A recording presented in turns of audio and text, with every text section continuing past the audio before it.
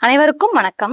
கடந்த ஜூலை மாதம் இனியவை கூறல் அப்படின்ற அதிகாரத்தை தேர்ந்தெடுத்து 3, 4, 5ஆம் வகுப்பு மாணவர்களை படிக்க வச்சோம். திருக்குறள் ஒப்புவித்தல் போட்டி கடந்த ஆகஸ்ட் மாதம் 2ஆம் தேதி நடத்தினோம். மொத்தம் 25 குழந்தைகள் கலந்துக்கிட்டாங்க. நம்மளோட 3 நண்பர்கள் சேர்ந்து 4 குழந்தைகளை தேர்ந்தெடுத்தாங்க. அதாவது 25 குழந்தைங்கள்ல சிறப்பா சொன்ன 4 குழந்தைகளை தேர்ந்தெடுத்து அவங்களுக்கு பரிசுகளும் கொடுத்தோம். அது மட்டும் இல்லாம 25 குழந்தைங்களுக்குமே பாராட்டு சான்றிதழ்களும் கொடுத்தோம்.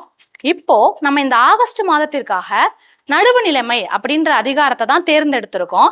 அதுலயும் என்ன பண்ண போறோம், திருக்குறள் ஒப்புவித்தல் போட்டி நடத்த போறோம். முக்கியமான விஷயத்த சொல்ல மறந்துட்டேன் பாருங்க. இப்ப நடக்க போறது ஒரு போட்டி கிடையாது, 2 போட்டி. ஆமா, அவங்களுக்கு எல்லாம் யோசனையா தான் இருக்கும். 2 போட்டி தான் நடக்க போகுது. ஏற்கனவே 25 குழந்தைங்க இருக்காங்க இல்லையா, அவங்க 2 அதிகாரம் சொல்ல போறாங்க. அதாவது போன தடவை சொன்ன இனியவை கூறல், இந்த தடவை சொல்ல போற நடுவு நிலைமை, 2 அதிகாரத்தையும் சேர்த்து மொத்தம் 20 குறள் சொல்ல போறாங்க. அப்போ நடுவு நிலைமை அதிகாரத்தை யாரு சொல்றது? இந்த தடவை புதுசா வரப்போற குழந்தைங்க நடுவு நிலைமை அதிகாரத்தை மட்டும் சொல்ல போறாங்க. அதனாலதான் அது 2 போட்டி அப்படின்னு சொன்னேன். 2 போட்டியுமே ஒரே நேரத்துல ஒரே நாள்ல தான் நடக்க போகுது. அது என்ன தேதி அப்படின்னு நீங்க எல்லாம் யோசிச்சிருப்பீங்க. வருகின்ற சனிக்கிழமை செப்டம்பர் 13ஆம் தேதி தான் அந்த போட்டி நடக்க போகுது.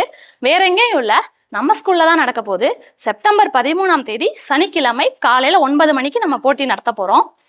இப்ப இருந்தே அதுக்கு உங்க குழந்தைங்களை நீங்க தயார்படுத்துங்க. நன்றி.